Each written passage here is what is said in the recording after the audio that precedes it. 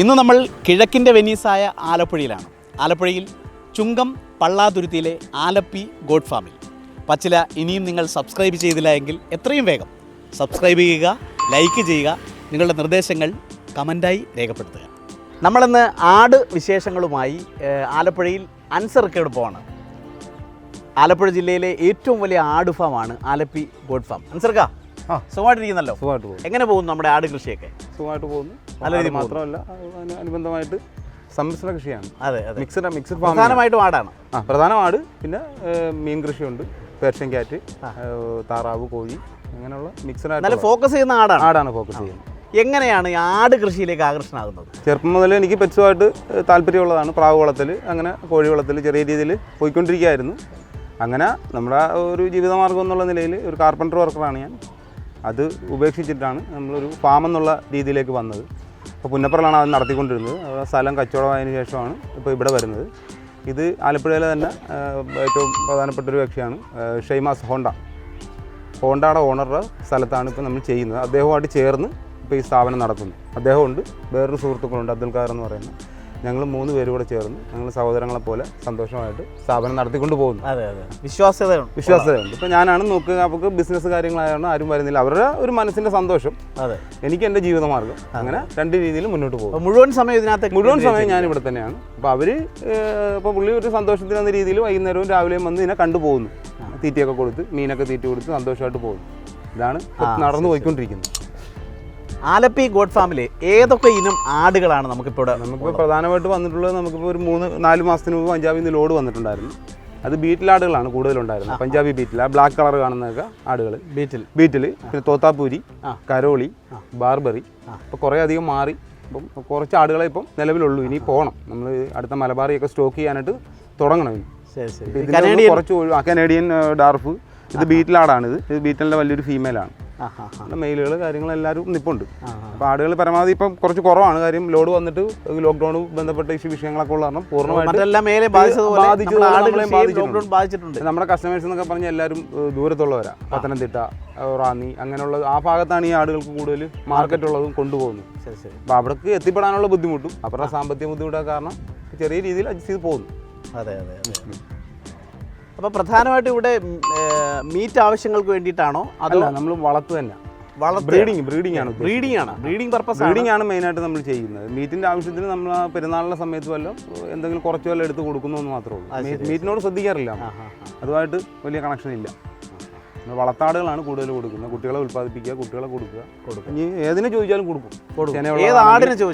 ഇവിടെ വന്ന് ഏതിനെ അവർ ഇഷ്ടപ്പെട്ട് ചോദിച്ചാലും നമ്മൾ കൊടുക്കാൻ തയ്യാറാണ്. അതിനകത്ത് വിപുലമായ ചെനയുണ്ട്, ക്രോസ് ചെയ്തിട്ട് കുറച്ച് ദിവസമായതുണ്ട്, 4 മാസം പ്രായമായതുണ്ട് ചെനയൊക്കെ. ഏതിനെ വേണമെങ്കിൽ നമുക്ക് കൊടുക്കാം. ആണിനാണെങ്കിലും പെണ്ണിനാണെങ്കിലും നമുക്ക് കൊടുക്കാം. അതിനകത്ത് കുഴപ്പമില്ല. എങ്ങനെയാണ് ഒരു ദിവസത്തെ ഭക്ഷണ രീതികൾ ഇവർക്കുള്ളത്? നമ്മൾ രാവിലെ ഒരു 10 മണിക്ക് മുമ്പ് ഇവർക്ക് ആഹാരം കൊടുത്തു മാറാൻ പരമാവധി ശ്രമിക്കാറുണ്ട്. ഇവർക്കിപ്പം പരുത്തിപ്പിണ്ണാക്കുണ്ട്, ആടിൻ്റെ പെല്ലറ്റ്, ഗോതമ്പിൻ്റെ തവിട്, പിന്നെ ഗോതമ്പ് വെള്ളത്തിൽ കൊടുത്ത് കൊടുക്കാറുണ്ട്. അപ്പോൾ ഓരോ ക്രമം അനുസരിച്ച് ഓരോന്ന് കൊടുക്കുന്നത്. 10 മണിക്ക് മുമ്പ് പരമാവധി നമ്മൾ ഇത് തീർക്കാനാണ് നമ്മൾ ശ്രമിക്കുന്നത്. പിന്നെ ഒരുപാട് സാധനങ്ങൾ ഉള്ളത് കാരണം കുതിരയുണ്ട്. അപ്പോൾ ഇതിൻ്റെയൊക്കെ പലതിനും കൊടുത്ത് വരുമ്പോൾ അങ്ങോട്ടും ഇങ്ങോട്ടും ചിലപ്പോൾ ടൈം ചെറിയ വ്യത്യാസങ്ങൾ വരും. അത്രേ ഉള്ളൂ. ഭക്ഷണ രീതിയെല്ലാം ഒരു 10 മണിക്ക് മുമ്പും പിന്നെ വൈകിട്ട് 4 മണിക്കും. ഈ 2 രീതിയാണ്. 4 മണിക്ക് പുല്ലും ഇലയും വെള്ളം കൊടുക്കാറുണ്ട്. 2 നേരമാണ് ഭക്ഷണം. 2 നേരം അഴിഞ്ഞു നടക്കുക. 2 നേരം ഭക്ഷണം കൊടുക്കുന്നു അല്ലേ?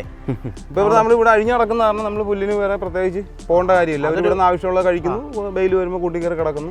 മറ്റു ഫാമുകളിൽ നിന്ന് വ്യത്യസ്തമായി നമുക്ക് ഇവിടെ കാണാൻ കഴിയുന്നത് വിശാലമായ ഒരു പറമ്പാണ്. ആലപ്പുഴ നഗരത്തിൽ തന്നെയാണ് എങ്കിലും നമുക്ക് വിശാലമായ ഒരു അല്ലേ? എത്ര സ്ഥലമുണ്ട്? പുറകിലും കൂടെ 3.5 ഏക്കർ സ്ഥലമുണ്ട്. സാധാരണ ആട് ഫാമുകൾ നേരിടുന്ന ഒരു പ്രതിസന്ധി സ്ഥലപരിമിതിയാണ്. ഇവിടെ പക്ഷേ 3.5 ഏക്കർ സ്ഥലം ഇവിടെ ഉണ്ട്. അദ്ദേഹത്തിൻ്റെ സുഹൃത്തിൻ്റെ തന്നെയാണ്. അപ്പോൾ സ്വാഭാവികവും അവർക്ക് നടന്ന് മേഞ്ഞ് പുല്ല് തിന്നാനുള്ള സൗകര്യം കൂടി ഇവിടെ ഉണ്ട്. അപ്പോൾ നടന്ന് തിന്നുമ്പോൾ തന്നെ അവർക്ക് അവരുടെ ശരീരത്തിന് ആരോഗ്യം കൂടുതൽ കരുത്ത് വരും. ആടിൻ്റെ വെയിറ്റും വർദ്ധിക്കും. സ്വാഭാവികമായി നല്ല വിലയും കിട്ടും. പിന്നെ കൂടുതൽ കെട്ടിയിടാറില്ല. ഇവിടെ കെട്ടിയിടാറില്ല. ആടിനെ അവർ പൂർണ്ണ ഓരോ സ്വാതന്ത്ര്യത്തിൽ കെട്ടിയിടുന്നില്ല. എല്ലാവരും ഓരോ ഇഷ്ടത്തിന് നടക്കുന്നു.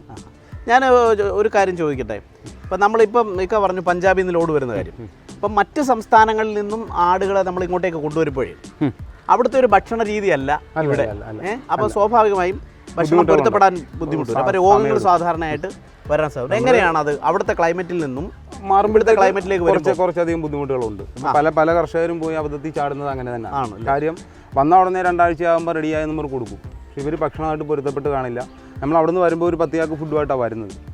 അതും നമ്മുടെ ഫുഡുമായിട്ട് മിക്സ് ചെയ്തിട്ട് നമ്മുടെ രീതിയിലേക്ക് ആക്കിക്കൊണ്ടുവരുന്നത്. അപ്പോൾ പല കർഷകരും പോയിട്ട് ഈ പറഞ്ഞ മിക്കവാറും അബദ്ധങ്ങളിൽ പോയി ചാടാറുണ്ട്. ആടിനെ എടുത്തു, പനി, ജലദോഷം, വയറിന് കംപ്ലയിൻറ്റ്, അങ്ങനെ ഒരുപാട് അബദ്ധങ്ങൾ പറ്റാറുണ്ട്. അത് കാരണം നമ്മളെപ്പോലും വിശ്വസിക്കാത്തൊരു സാഹചര്യത്തിലാണ് ആൾക്കാർ മുന്നോട്ട് പോയിക്കൊണ്ടിരിക്കുന്നത്. നമ്മൾ ഒരുപാട് സ്ഥലങ്ങളിൽ കേൾക്കാറുണ്ട്, ചാനലുകളിൽ വരാറുണ്ട്. ഈ ചതിക്കുക എന്നുള്ളതാണ് അതിൻ്റെ പ്രധാനപ്പെട്ട രീതി. ഇപ്പോൾ കൊണ്ടുവന്നാൽ മിനിമം 1 മാസമെങ്കിലും കഴിയാതെ നമുക്ക് ആടിനെ സെയിലാക്കാൻ പറ്റില്ല.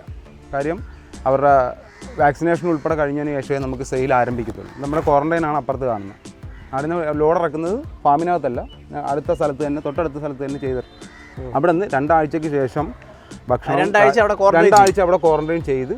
അപ്പോൾ ഇവിടെ മറ്റ് സംസ്ഥാനങ്ങളിൽ നിന്നും വരുന്ന ആടുകൾ നേരിട്ട് കൂടിലേക്ക് കയറുന്ന രീതിയല്ല ഇവിടെ. 2 ആഴ്ചയോളം ക്വാറന്റൈൻ കേന്ദ്രമുണ്ട്. അവിടെ നിരീക്ഷണത്തിൽ വെച്ചതിന് ശേഷം അവിടെ നിന്ന് കൊണ്ടുവരുന്ന ഭക്ഷണം കൊടുത്ത് പിന്നെ നമ്മുടെ ഭക്ഷണത്തിലേക്ക് കൊണ്ടുവന്ന് ക്വാറന്റൈൻ ചെയ്ത് വാഷ് ചെയ്തിട്ടാണ് നഖം വെട്ടലും കാര്യങ്ങളെല്ലാം കഴിഞ്ഞിട്ടാണ് നമ്മൾ ഇപ്പുറത്തോട്ട് കൂടിലേക്ക് അല്ലെങ്കിൽ എല്ലാവരും ബാധിക്കും. അതെ, 2 വിഭാഗങ്ങളായിട്ടാണ് ഫാം തിരിച്ചിട്ടുള്ളത്. ഒന്നൊരു ക്വാറന്റൈൻ കേന്ദ്രവും നമ്മുടെ പ്രധാനമായിട്ടുള്ള ഈ ജില്ലയിൽ തന്നെ ഏറ്റവും വലിയ കൂടാണെന്ന് പറയാം അല്ലേ. നമ്മുടെ 1600 സ്ക്വയർ ഫീറ്റ് കൂടാണ്. അതിലൊരു പോർഷനാണ് ഇപ്പോൾ നമ്മൾ ഇപ്പോൾ ആട് ഇപ്പോൾ കുറഞ്ഞപ്പോഴത്തേക്ക് വെള്ളത്തിന്റെ ചെറിയ വിഷയം വന്നപ്പോൾ കുറച്ച് പ്രാവും കോഴി അതിനകത്തോട്ട് താൽക്കാലികമായിട്ട് ചെയ്തിരിക്കുന്നത്. ബാക്കിയെല്ലാം ആടിന് തന്നെയാണ് ഫോക്കസ് ചെയ്യുന്നത്. പ്രധാനമായിട്ടും ഈ രോഗലക്ഷണങ്ങൾ എങ്ങനെയാണ് നമ്മൾ ഐഡന്റിഫൈ ചെയ്യുന്നത്, തിരിച്ചറിയുന്നത് എങ്ങനെയാണ്? നമ്മൾ നിരന്തരം ഒരു 10 എണ്ണത്തിനാണെങ്കിലും 100 എണ്ണത്തിനാണെങ്കിലും കൈകാര്യം ചെയ്യുമ്പോൾ അവരെ എല്ലാ ദിവസവും അവരെ കാണുന്നത് കൊണ്ട് നമുക്ക് പെട്ടെന്ന് അത് മനസ്സിലാവും. നമ്മൾ മുഴുവൻ സമയം അവരോട് സ്പെൻഡ് ചെയ്യുന്ന കാരണം നമുക്ക് അതിനെ കാണുമ്പോൾ മനസ്സിലാവും. അതിൽ ഇന്നലത്തെ പോലെ ആക്റ്റീവ് അല്ല ഇന്നെന്നുള്ളത് നമുക്ക് പെട്ടെന്ന് മനസ്സിലാവും. അപ്പോൾ അവരെ നമ്മൾ സ്വന്തമായിട്ട് അപ്പോൾ അവരെ മാറ്റുക എന്നുള്ളതാണ് ആദ്യത്തേത്. നമ്മൾ കുറേ കാര്യങ്ങൾ അറിയാമെങ്കിൽ തന്നെ നമ്മൾ ഡോക്ടറുടെ നിർദ്ദേശപ്രകാരം അവർക്ക് മെഡിസിൻ കൊടുക്കും. ഡോക്ടർ ഇവിടെ വന്ന് ചികിത്സിക്കാറുണ്ട്. മിക്കവാറും വാക്സിൻ ഉൾപ്പെടെ ഇഞ്ചക്ഷൻ ഉൾപ്പെടെ എന്ത് കാര്യങ്ങൾ ഇപ്പോൾ ഇവരെ നമുക്ക് 3 പേര് ഒരുമിച്ചുണ്ട് അവിടെ കൊണ്ടുപോകാൻ പറ്റില്ല. അപ്പോൾ ഡോക്ടറുടെ സേവനം എപ്പോഴും ആലപ്പുഴ വെറ്റിനറിന്ന് അഫ്സൽ ഡോക്ടർ, പിന്നെ നമുക്കൊരു വിഷ്ണു എന്ന് പറഞ്ഞൊരു ഡോക്ടറുണ്ട്. ഇവരൊക്കെ ആലപ്പുഴയിലെ വെറ്റിനറി കേന്ദ്രത്തിലുള്ള ഡോക്ടർമാരുടെ സേവനം നമുക്ക് എപ്പോഴും അവരാണ് നമ്മളെ ഹെൽപ്പ് ചെയ്തുകൊണ്ടിരിക്കുന്നത്. പൂർണ്ണമായിട്ടും എന്ത് കാര്യത്തിനും ഏത് സമയത്താണെങ്കിലും വന്ന് നമ്മളെ ഹെൽപ്പ് ചെയ്യുന്നത്. അല്ലെന്നുണ്ടെങ്കിൽ നമ്മുടെ അറിവ് വെച്ച് നമ്മൾ ചെയ്യുമ്പോഴത്തേക്ക് അത് നമുക്ക് ചിലപ്പം നമ്മുടെ ഫാമിൽ ശരിക്കും പറഞ്ഞാൽ രോഗം വലുതായിട്ട് ഇല്ല എന്ന് കുറവാണ്. വരുന്ന സമയത്തുണ്ടാവും. അത് ഇനി ആരില്ലെന്ന് പറഞ്ഞാലും ശരി, വന്ന ഒരു 3 ആഴ്ചത്തേക്ക് അസുഖങ്ങളും ഉണ്ടാവും. കാരണം നേരത്തെ ചേട്ടൻ ചോദിച്ച പോലെ ഒരു സംസ്ഥാനത്ത് നിന്ന് അടുത്ത സംസ്ഥാനത്തേക്ക് വരുന്നു, ഭക്ഷണക്രമം മാറുന്നു, കാലാവസ്ഥ മാറുന്നു, എല്ലാം മാറുമ്പോൾ ഇവർക്ക് അസുഖം സ്വാഭാവികമായിട്ടും ഉണ്ടാവും. അപ്പോൾ അത് നമ്മൾ ചികിത്സിച്ച് നമുക്ക് പൂർണ്ണ വിശ്വാസമാണ് സെയിൽ ചെയ്യാമെന്ന് ബോധ്യമായതിനു ശേഷം മാത്രം സെയിൽ ആരംഭിക്കുക. അതാണ് നമ്മൾ ചെയ്യുന്നത്. അപ്പം മെച്ചപ്പെട്ട പരിപാലനം തന്നെയാണ് ആലപ്പി ഗോഡ് ഫാമിലുള്ളത്. ഈ ചെനക്കാലം, അതായത് ഇതിൻ്റെ ഒരു ഗർഭധാരണത്തിന് മുമ്പുള്ള കാലം നമ്മൾ എങ്ങനെയാണ് തിരിച്ചറിയുന്നത്? നമ്മുടെ അന്യസംസ്ഥാന ആടുകൾ നമ്മുടെ നാടൻ മലബാറി ആടുകളെ അപേക്ഷിച്ച് സമയമെടുക്കും. അവരുടെ ഫസ്റ്റ് ഒരു ഹീറ്റിംഗ് കാണിക്കുന്നത് 9-10 മാസമൊക്കെ. അവരുടെ ബോഡി വലിപ്പമൊക്കെ ഉള്ള കാരണം ഒരു 9 മാസം 8 മാസമൊക്കെ കഴിഞ്ഞതിന് ശേഷം ഹീറ്റ് കാണിക്കുകയുള്ളൂ. മലബാറി ആടുകൾ ഒരു 6-ാം മാസത്തിലും എല്ലാം അവർ ഹീറ്റ് കാണിച്ചു തുടങ്ങും. അപ്പോൾ ഇവരെ ഫസ്റ്റിൽ നമ്മൾ ചെയ്യിക്കാതിരിക്കുക, 2ാമത്തെ ആകുമ്പോൾ ക്രോസ് ചെയ്യുക. അപ്പം കുട്ടികൾക്ക് ഗ്രോത്ത് ഉണ്ടാവും, വളർച്ച ഉണ്ടാവും, നല്ല കുട്ടികളെ കിട്ടാനുള്ള സാധ്യതയുണ്ട്. ഇപ്പോൾ ഇന്ന് നിങ്ങൾ ഇവിടെ ഷൂട്ടിങ്ങിൽ നിൽക്കുമ്പോൾ കണ്ടായിരുന്നല്ലോ. അതെ. അപ്പോൾ അതിൻ്റെ ടൈം മനസ്സിലാക്കി മെയിൽ എപ്പോഴും നമ്മുടെ കസ്റ്റഡിയിൽ ഒരു മെയിൽ ഉണ്ടെങ്കിൽ ഹീറ്റിംഗ് പ്രോബ്ലം വരില്ല, നമുക്ക് പെട്ടെന്ന് തിരിച്ചറിയാൻ പറ്റും. നേരെ മറിച്ച് മെയിൽ നമ്മുടെ കസ്റ്റഡിയിലില്ല, ഒരു ഫീമെയിലിനെ മാത്രമാണ് നമ്മൾ 2 എണ്ണത്തിനെയോ 3 എണ്ണത്തിനാണ് വളർത്തുന്നതെങ്കിൽ ക്രോസിംഗ് ടൈം നമുക്ക് അറിയാതെ പോകും. സൈലൻറ്റ് ഹീറ്റ് ഉണ്ട്, അഴുക്ക് പോകുന്നതുണ്ട്, അങ്ങനെ പല രീതിയിലുണ്ട്. പക്ഷേ ഇത് മെയിലുണ്ടെങ്കിൽ മെയിലിന് പെട്ടെന്ന് തിരിച്ചറിയാൻ പറ്റും. അപ്പം ക്രോസിങ് നമുക്ക് ഈസി ആയിട്ട് നടക്കും. നമ്മൾ ഒരുപാട് പിടിച്ച് കെട്ടിയിട്ട് ചെയ്യേണ്ട കാര്യമില്ല, നാച്ചുറലായിട്ട് ക്രോസിങ് നടക്കും. അപ്പോൾ ആ ഒരു രീതി ശ്രദ്ധിക്കുക. അത് കഴിഞ്ഞാൽ അത് ചെന പിടിച്ചിട്ടുണ്ടെന്ന് നമുക്കൊരു 3 ആഴ്ചക്കകം അറിയാൻ പറ്റും. ആയിട്ടില്ലെങ്കിൽ ഫീമെയിൽ ഉടനെ വീണ്ടും കരച്ചിലോ ബഹളോ എന്തെങ്കിലും കാണിക്കും, ഈ മെയിൽ വീണ്ടും ബഹളം ഉണ്ടാക്കാൻ തുടങ്ങും. അപ്പോൾ അങ്ങനെ അത് ശ്രദ്ധിച്ചു കഴിഞ്ഞാൽ നമുക്ക് ഉൽപ്പാദനം വർദ്ധിപ്പിക്കാൻ പറ്റും, പെട്ടെന്ന് അടുത്ത സ്റ്റെപ്പിലേക്ക് പോകാൻ പറ്റും. അപ്പോൾ അതാണ് ഈ ക്രോസിങ്ങിൻ്റെ കാര്യത്തിൽ നമ്മൾ ശ്രദ്ധിക്കേണ്ടത്. മെയിൽ എപ്പോഴും നമുക്കൊരെണ്ണം വേണം. നാടനല്ലാത്ത ഏതെങ്കിലും ക്രോസ് ബ്രീഡോ ഹൈബ്രിഡോ ഏതെങ്കിലും മെയിലുണ്ടെങ്കിൽ സുഖമായിട്ട് നമുക്ക് ബ്രീഡിങ് നടന്നു പോകും. പ്രസവ കാലാവധി അതിൻ്റെ പരിചരണമൊക്കെ എങ്ങനെയാണ്? നമുക്ക് 153 ദിവസം മാക്സിമം. ഒരാട് 5 മാസം മീറ്റിംഗ് അത് 3 ദിവസം അങ്ങോട്ടും ഇങ്ങോട്ടും ചെറിയ മാറ്റം വരും. അതിന് മുമ്പാകുന്നത് ചിലപ്പോൾ മാസം തികയാതൊക്കെ പ്രസവിക്കുന്ന പോലെ എന്തെങ്കിലുമൊക്കെ വരാറുണ്ട്, അബോർഷൻ ആകാറുണ്ട്. അതൊക്കെ അത് നമ്മൾ ഈ ഈ മറ്റ് പറയുന്ന പോലെ ആളുകൾ അറ്റാക്ക് ഉണ്ടാകുന്ന പിന്നെ ഒരുപാട് കടന്ന് വലിയ ഒരുപാട് ഹൈറ്റിൽ നിന്നൊക്കെ ചാടുകയോ അങ്ങനെയുള്ള പ്രോബ്ലങ്ങളൊക്കെ വരുമ്പോഴേ ഉള്ളൂ. ഗർഭകാലത്ത് നമ്മൾ കാൽസ്യം അതുപോലുള്ള സിറപ്പുകളെല്ലാം കൊടുത്ത് ഇതിനെ സംരക്ഷിച്ച് കൊണ്ടുപോകുക. അല്ലെന്നുണ്ടെങ്കിൽ പ്രസവ സമയത്ത് ആട് വീണ് പോകാനുള്ള സാധ്യത വളരെ കൂടുതലാണ്. ആട് ഇരുന്ന് പോകും. അപ്പോൾ നമ്മൾ കാൽസ്യമൊക്കെ സ്റ്റാർട്ട് ചെയ്യണം. 4-ാം മാസം പൂർത്തിയാകുമ്പോൾ TT എടുക്കണം. അപ്പോൾ അങ്ങനെയുള്ള കുറച്ച് കാര്യങ്ങളൊക്കെ നമ്മൾ ശ്രദ്ധിച്ചാൽ മതി. അല്ലാതെ ഫുൾ ടൈമിൻ്റെ പുറകെ നടക്കണമെന്നില്ല. നമുക്ക് പല കാര്യങ്ങളായതുകൊണ്ട് നമ്മളിവിടെ തന്നെ ഫുൾ ടൈം നിൽക്കുന്നത്. വീട്ടിൽ 2-3 വളർത്തുന്നവർക്ക് അങ്ങനെ അവരുടെ ജോലിക്ക് പോകാം. ഇവർക്ക് രാവിലെ ആഹാരം കൊടുക്കാം, വൈകുന്നേരം കൊടുക്കാം, ബാക്കി വീട്ടുകാരും നോക്കിക്കോളും. വീട്ടുകാരുടെ സഹകരണങ്ങളുണ്ടെങ്കിലേ നമുക്ക് മുന്നോട്ട് പോകാൻ പറ്റുള്ളൂ. അതായത് പശു വളർത്തലിൻ്റെ അത്രയും റിസ്ക് ഇല്ല എന്നുള്ളതാണ് അദ്ദേഹത്തിൻ്റെ അനുഭവം, അദ്ദേഹം സാക്ഷ്യപ്പെടുന്നത്. ഒരു കാര്യം ഞാൻ ചോദിക്കട്ടെ, അതായത് ഒരു പെണ്ണാട് ഉണ്ടെങ്കിൽ ഒരു വീട്ടിലുണ്ടെങ്കിൽ അത്യാവശ്യം ഒരു പ്രസവത്തിൽ തന്നെ ഒരു 3-4 കുട്ടികൾ കിട്ടുന്ന ഒരു കാലം. 2-3 കുട്ടികളൊക്കെ സാധ്യതയുണ്ട്. അത് നിങ്ങളുടെ ഭാഗ്യം പോലെ. സ്വാഭാവികമായി ഒരു വീട്ടിൽ ഒരു ആടുണ്ട് എങ്കിൽ അതിന്റെ പ്രസവശേഷം അത്യാവശ്യം നല്ല മെച്ചപ്പെട്ട വില കിട്ടുകയും അല്ലേ, അതുമായി ബന്ധപ്പെട്ട് അതിനകത്ത് ആടിന്റെ പാൽ ഉപയോഗിക്കുന്നവരുണ്ട്. ഔഷധ ഗുണമുള്ള 1 ലിറ്റർ ആട്ടിൻ പാലിന് 100 രൂപയാണ് ഇപ്പോൾ.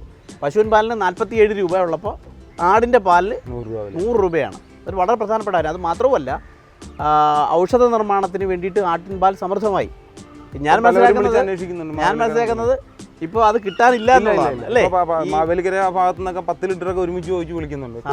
ഇല്ല, അപ്പം ചെനയാടുകളാണ്. അവർക്ക് മരുന്ന് ആവശ്യം 1000 രൂപയായി. ആയുർവേദ ഹോസ്പിറ്റൽ പോലുള്ളവരൊക്കെ നമ്മളെ കൊണ്ടുപോയി. ഒരു വീട്ടിൽ 10 ലിറ്റർ പാലുണ്ട്, 1000 രൂപ ഒരു വീട്ടിൽ ഒരു ദിവസം വരുമാന മാർഗ്ഗമാണ്. ഇത് കാണുന്ന പ്രിയപ്പെട്ട പ്രേക്ഷകർക്ക് മാതൃകയാക്കാവുന്നതാണ്. അൻസർക്ക, എങ്ങനെയാണ് കൂട് നിർമ്മാണത്തിൻ്റെ വിശേഷങ്ങളൊന്നും നമ്മുടെ പ്രിയപ്പെട്ട പ്രേക്ഷകർ? നമ്മൾ ഒരുപാട് കാര്യങ്ങൾ ശ്രദ്ധിക്കാനുണ്ട്. നമ്മൾ സാധാരണ എല്ലാവരും ചെയ്യുന്നതെന്ന് പറഞ്ഞാൽ 2 ആടിനെ വാങ്ങിച്ച് ഒരു പല കഷ്ണം ഇട്ട് കൊടുത്ത് അതിൻ്റെ പുറകെ കൊണ്ട് കെട്ടുക എന്നുള്ളത്. അതല്ല, നമ്മൾ ഗ്രൗണ്ട് നിരപ്പിൽ നിന്ന് മിനിമം ഒരു 6 അടിയെങ്കിലും അല്ല 5 അടി ഹൈറ്റിലാണ് ഇത് ചെയ്യേണ്ടത്. തണുപ്പ് ഇവർക്ക് വലിയ പ്രശ്നമാണ്. ചൂട് എത്ര വേണമെങ്കിലും താങ്ങും. തണുപ്പ് പ്രോബ്ലമാണ്. അപ്പോൾ ഹൈറ്റിലാണ് നമ്മൾ കൂട് ചെയ്തിരിക്കുന്നത്. നമ്മുടെ കൂടെല്ലാം അങ്ങനെ തന്നെയാണ്. അടിയിൽ നമ്മൾ തറയിട്ടിരിക്കുകയാണ്. അത് പാത്തി വെച്ച് വെള്ളം കഴുകി വെളിയിൽ കളയാനുള്ളൊരു സ്റ്റോറേജ് പോലെ ടാങ്കും സെറ്റ് ചെയ്തിട്ടുണ്ട്. അപ്പോൾ അങ്ങനെയാണ് നമ്മളിവിടെ കൂട് നിർമ്മിച്ചിരിക്കുന്നത്. ഭൂമിയിൽ നിന്ന് പരമാവധി ഹൈറ്റിൽ മിനിമം ഒരു 4 അടിയെങ്കിലും ഹൈറ്റിൽ കൂട് ചെയ്യുക എന്നുള്ളതാണ്. പള്ളികളൊക്കെ തിരിച്ചിരിക്കുന്നത് ഗർഭകാലത്ത് മാറ്റിയിടാൻ വേണ്ടിയാണ്. അവർ ഇപ്പോൾ അറ്റാക്കിംഗ് ഒക്കെ ഉണ്ടായി കഴിഞ്ഞാൽ തന്നെ അബോർഷൻ ആവും. അങ്ങനെയുള്ള പ്രോബ്ലം ഒക്കെ വരാതിരിക്കാൻ വേണ്ടിയാണ് നമ്മൾ ഓരോ കൂടിനും, വലിയ കൂടിന് 11 കള്ളിയും ചെറിയ കൂടിന് 6 കള്ളിയായിട്ട് സെപ്പറേറ്റ് ചെയ്തിട്ടുണ്ട്. അപ്പം ഗർഭിണികളാണ് വൈകുന്നേരം അതിനകത്ത്, കുഞ്ഞുങ്ങൾ അതിനകത്ത്, അങ്ങനെയാണ് സെറ്റ് ചെയ്തിരിക്കുന്നത്. ഒരെണ്ണം മറ്റൊന്നിനെ ആക്രമിക്കാം. ബാക്കിയുള്ള ഒരു കുഴപ്പമില്ല. പക്ഷേ ഈ ഗർഭിണി സമയത്ത് എന്തെങ്കിലും ഒരു സ്വഭാവ മാറ്റം വന്ന് ഒരു ഇടിയൊക്കെ കിട്ടിക്കഴിഞ്ഞാൽ അബോർഷൻ ആകാൻ സാധ്യത വളരെ കൂടുതലാണ്. വ്യത്യസ്തന ആടുകളാണല്ലോ, എല്ലാം കൂടെ ഒരുമിച്ചാ വളരെ. അപ്പോൾ മെയിലിനെ സെപ്പറേറ്റ് ചെയ്യും. അല്ല, സംഘർഷ സാധ്യതയുണ്ട്. അതില്ല, ഫീമെയിലുകളിൽ കുഴപ്പമില്ല. പക്ഷെ നമ്മൾ മെയിലിനെ സെപ്പറേറ്റ് ചെയ്യുന്നതെന്ന് പറഞ്ഞാൽ ക്രോസ് ബ്രീഡ് ആയിപ്പോകും. അപ്പോൾ പ്യുവർ ബ്രീഡ് കിട്ടിയില്ല എന്നുണ്ടെങ്കിൽ നമ്മുടെ വില കുറയും. അത് നമ്മുടെ കച്ചവടത്തെ ബാധിക്കുന്ന കാര്യമാണ്. അത് വരാതിരിക്കാൻ വേണ്ടിയിട്ടാണ് ഈ കൂടിനകത്ത് സെപ്പറേറ്റ് ചെയ്യാം. മെയിലുകളെ സെപ്പറേറ്റ് കള്ളിയിലാക്കി. എന്തൊക്കെ മെറ്റീരിയലാണെന്നും കൂടി ഒന്ന് പറഞ്ഞു. വുഡാണ് ഞാൻ യൂസ് ചെയ്തിരിക്കുന്നത്. വുഡാണ് മുകളിൽ. ബാക്കി ഫ്രെയിമെല്ലാം ഔട്ടർ ഫ്രെയിം കംപ്ലീറ്റും ഇരുമ്പും. അതിന് പ്ലാറ്റ്ഫോം വുഡാണ് യൂസ് ചെയ്തിരിക്കുന്നത്. അത് യൂക്കാലി, കാറ്റാടി അങ്ങനെയുള്ള ഹാർഡ് വുഡാണ് യൂസ് ചെയ്തിരിക്കുന്നത്. നമ്മൾ അറേഞ്ച് ഗ്യാപ്പ് ഇട്ട് കൊടുത്ത് ഏതെങ്കിലും ഒരു സാമ്പിൾ വെച്ചിട്ട് അത് വെച്ചിട്ട് അറേഞ്ച് ഗ്യാപ്പ് ചെയ്തിട്ടാണ് നമ്മൾ പോയിരിക്കുന്നത്. അപ്പോൾ അറേഞ്ച് ഗ്യാപ്പിൽ ആടും കഷ്ണം സുഖമായിട്ട് താഴെ പോയിക്കോളും. നമ്മൾ തൂത്ത് കളയാനും വൃത്തിയാക്കാനും നമുക്ക് എളുപ്പമുണ്ട്. വാഷ് ചെയ്യേണ്ട കാര്യം വരുന്നില്ല. അപ്പോൾ ഫൈബർ അത്ര പ്രാക്ടിക്കലായിട്ട് എനിക്ക് തോന്നിയിട്ടില്ല. അതുകൊണ്ട് നമ്മൾ വുഡാണ് യൂസ് ചെയ്തിരിക്കുന്ന എല്ലാ കൂടുകളും വുഡ് തന്നെ ചെയ്തിരിക്കുന്നത്. ആട് വളർത്തൽ രംഗത്തേക്ക് കടന്നു വരുന്നവർക്ക് 7 വർഷത്തെ അനുഭവവുമായി അൻസർക്ക നമ്മളോട് കാര്യങ്ങൾ വിശദീകരിക്കുകയാണ്. എന്തൊക്കെയാണ് പുതിയതായി ഈ രംഗത്തേക്ക് കടന്നു വരുന്ന ആളുകൾ കൊടുക്കാനുള്ള നിർദ്ദേശങ്ങൾ? സാമ്പത്തികം ഉണ്ടെങ്കിൽ ആർക്കും കടന്നു വരാവുന്ന മേഖലയാണ്. പക്ഷേ കഷ്ടപ്പെടാൻ തയ്യാറായിരിക്കണം. നമ്മൾ വൈറ്റ് ആൻഡ് വൈറ്റ് ഒക്കെ ഇട്ട് ബംഗാളികളെ നിർത്തി ജോലി ചെയ്യിക്കാമെന്ന് വിചാരിച്ചു കഴിഞ്ഞാൽ ഈ സംരംഭം ഒരിക്കലും രക്ഷപ്പെടില്ല.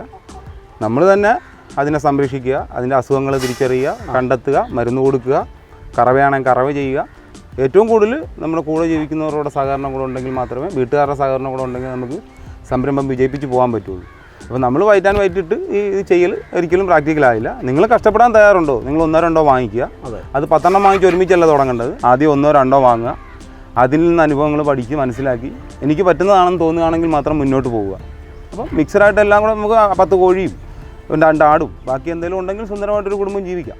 അതെ നമുക്ക് പോകാം. അതിനെ തീറ്റി കാര്യങ്ങളും എല്ലാം ക്രമം ചെയ്ത് പോകും. പ്രത്യേകിച്ച് വീട്ടമ്മമാർക്ക് സുഖമാണ്. അല്ലേ?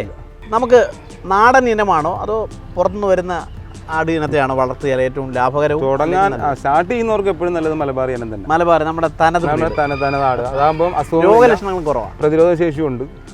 അതിന് എക്സ്പീരിയൻസ് ആയതിനു ശേഷം മാത്രമേ നമ്മൾ ഹൈബ്രിഡിലോട്ടൊക്കെ കൈവെക്കാവൂ. കാരണം ഈ പറഞ്ഞ പ്രോബ്ലങ്ങളൊക്കെ ഉണ്ടാകാൻ സാധ്യതയുണ്ട്. നമ്മൾ കൊണ്ടുവരുന്ന ആടിന് ഒരു അസുഖം കാണിക്കില്ല, നമ്മുടെ വീട്ടിലുള്ള ഒരു ആടിന് പനി വന്ന് താഴെ പോകും.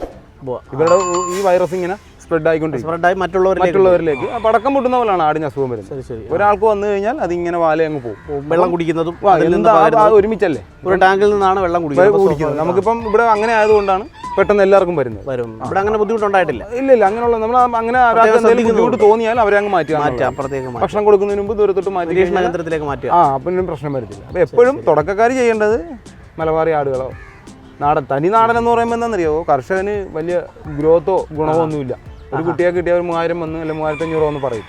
നേരെ മറിച്ച് ഒരു ക്രോസ് ബ്രീഡ് കുട്ടിയാണെന്നുണ്ടെങ്കിൽ 5ഉം 8ഉം കിട്ടാൻ സാധ്യതയുണ്ട്. അപ്പോൾ അവൻ വളർത്തി മടുത്തു പോകും.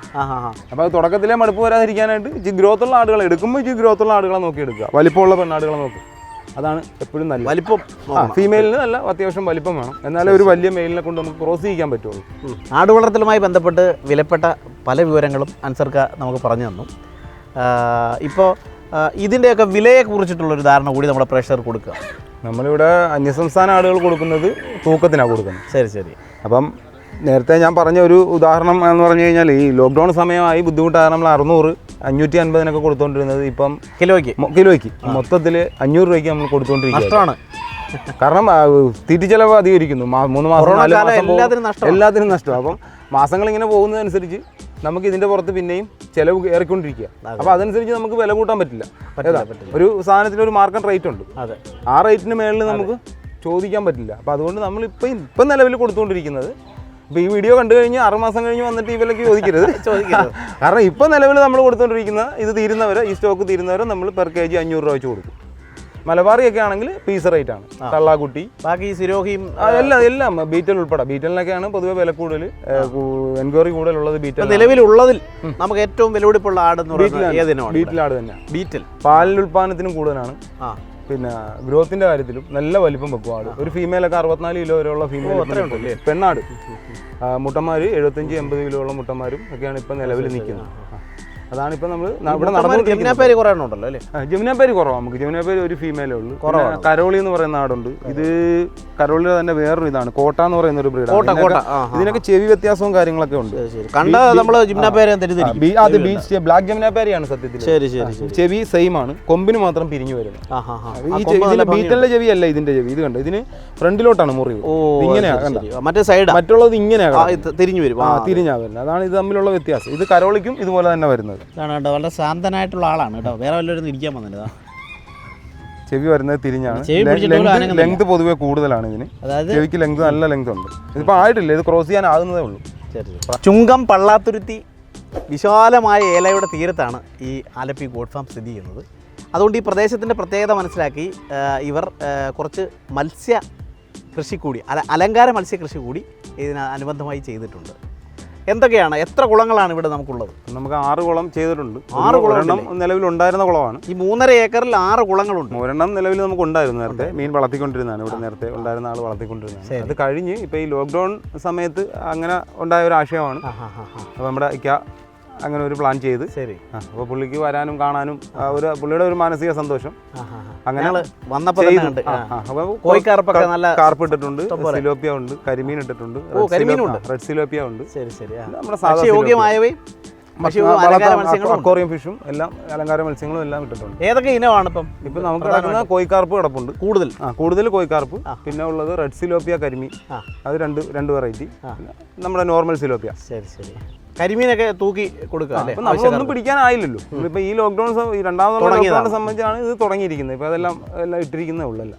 ഈ വയൽ ഉൾപ്പെടെയാണ് നമുക്ക് 3.5 ഏക്കർ. അതിനകത്ത് കാണുന്ന ഇതിൽ ഉൾപ്പെടെയാണ്. അപ്പൊ അത് കൃഷി വയലാണ് എന്നുള്ളത് കൊണ്ട് അത് നമ്മൾ ഉപേക്ഷിക്കുകയല്ല, മറിച്ച് മത്സ്യകൃഷി കൂടി ഇതിനോട് അനുബന്ധമായി ചെയ്ത്. ഇതിപ്പോ കരയാണ്, ആ കൃഷി കൊടുത്തിട്ടുണ്ട് ഇവിടെ. വേറെ പാർട്ടിക്ക് കൃഷി കൊടുത്തിരിക്കുക. അങ്ങോട്ട് കൂടിയുണ്ട്. നെൽകൃഷി കൂടിയുണ്ട്. നെൽകൃഷിയുണ്ട്. ഇതിനപ്പുറത്ത് നെൽകൃഷിയുണ്ട്. ഈ കാണുന്ന ഫുള്ളല്ല. അപ്പോൾ ഈ 3.5 ഏക്കറിൽ ഒരു ചെറിയ സ്ഥലം പോലും പാഴാക്കിയിട്ടില്ല എന്നുള്ളതാണ്. നെൽകൃഷി ഉൾപ്പെടെ നമുക്ക് എല്ലാം കൂടെ പറ്റാത്തത് കാരണം അതിന് വേറെ ആൾക്ക് കൊടുത്തിരിക്കും. ശരി പാട്ടത്തിന് കൊടുത്തിരിക്കുന്നു. നെൽകൃഷിക്ക് പാട്ടത്തിന് കൊടുക്കും. ശരി. അപ്പോൾ ഇനി മറ്റ് പ്രാവ് കൃഷിയുണ്ട്. പ്രാവുണ്ട്, നല്ല വിലപിടിപ്പുള്ള നിരവധി ഇനം പ്രാവുകൾ അല്ലേ? കുറച്ച് പ്രാവുകൾ കിടപ്പുണ്ട്. ഏതൊക്കെ ഇനം പ്രാവുകളാണ്? നമുക്കിപ്പോൾ ഫാൻഡേല് മറ്റേ മുഖി രാജസ്ഥാൻ എന്ന് പറയുന്ന ബ്രീഡ്, ലെൻസ് അങ്ങനെയുള്ള കുറച്ച് ബ്രീഡുകൾ, പിന്നെ കുറച്ച് സാധാ ഉണ്ട് മുട്ടയൊക്കെ വിരിയിക്കാനും വേണ്ടി കുറച്ച് സാധാ പ്രാവുകളെ വളർത്തുന്നത്.